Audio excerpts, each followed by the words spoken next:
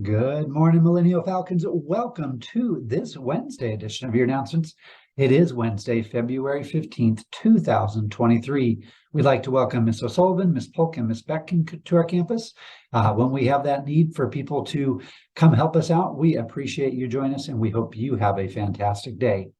For your lunch today, we are looking at that middle column here.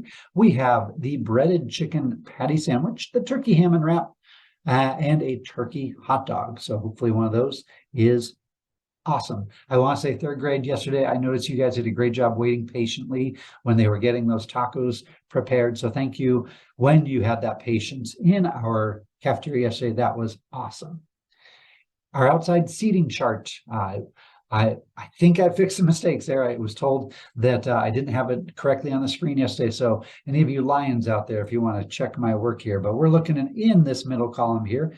I guess that's a yellowish orangish color. We've got Miss Merrick and Miss Butcher, Miss Sophia and Miss Brinkley, and Miss Only and Miss Beth. As long as weather permitting, we will have you guys out on the patio. During Black History Month, we are celebrating different Arizonans African-American Arizonans who've had an impact and have helped pave the way for people to make sure that everyone has opportunities. I have on my screen here a gentleman who's no longer with us. This is a picture from, I believe, 1972. His name is Fred Snowden, and he's standing in front of probably the best basketball arena in the world. That is McKale Center down in Tucson, Arizona, on the campus of the University of Arizona.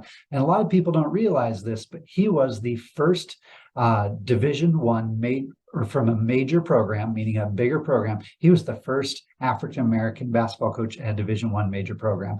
So the University of Arizona and Fred Snowden helped pave the way for other people to have that opportunity. That's an amazing accomplishment. And I'm so glad that people have more opportunities because of moments like this. So thank you for making sure that everyone has that opportunity to not only Fred Snowden, but the University of Arizona for seeing the amazingness in him. He took a program that was not doing well and turned it around and really got it pointed in the right direction, winning and making sure our athletes were graduating and being great citizens. So thank you to Fred Snowden for having an impact on Arizona.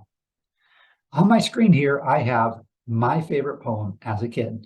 And after announcements, I'm going to have this on afterwards, and I'm going to read it to you guys if you want to stick around and do that. It's a longer one, but this one is, so if you want to stay around, do that. In the meantime, when's the date that these are due? That's right, February 17th. So if you want to be part of the poetry contest, make sure that's to your teacher by February 17th. And if you want to stick around for me to read my favorite poem as a child, I will do that after our pledge and our millennial pledge. We're trying to always celebrate amazingness that's taken place. I don't know about you, but that wind last night and those thunderstorms, I haven't looked at the back playground, but I have a feeling that we've got some stuff on the ground that probably shouldn't be there. So we're always looking for people to help us out there. And I wanted to highlight a few people. I don't think I've had these pictures on here before. I found them in my phone, and if I've already had them on here, I apologize, but it's always fun to celebrate people. But on the first wanted poster here, we have a second grader and a kindergartner. That's Journey and Gannon. Thank you so much for helping keep our playground clean. We appreciate it.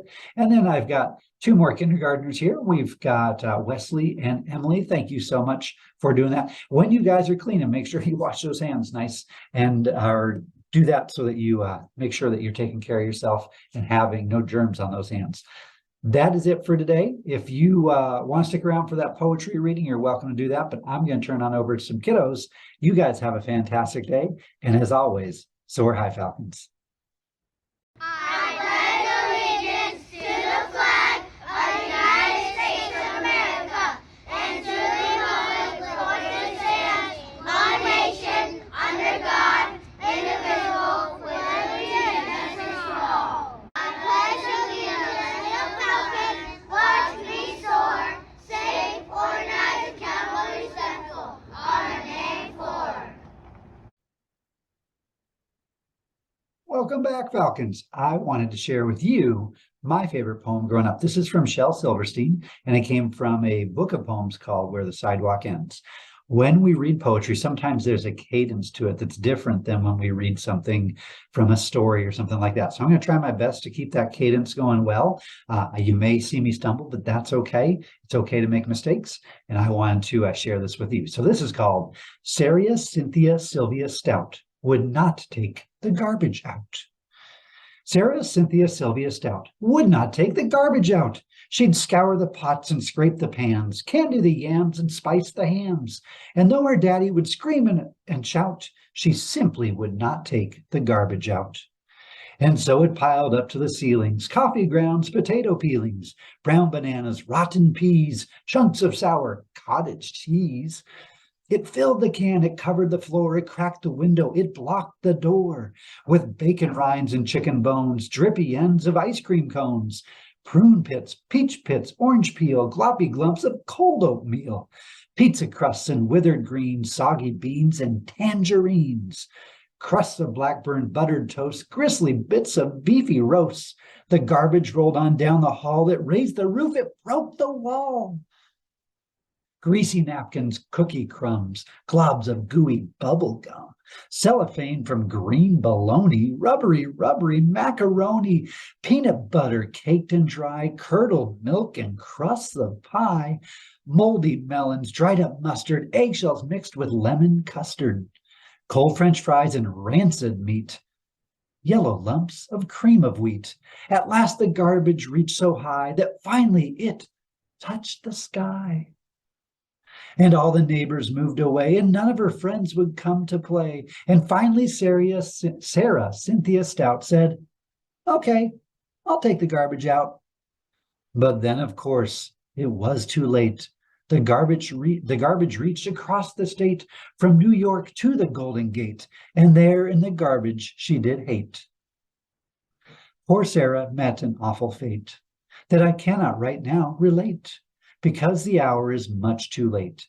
But children remember Sarah Stout, and always take the garbage out.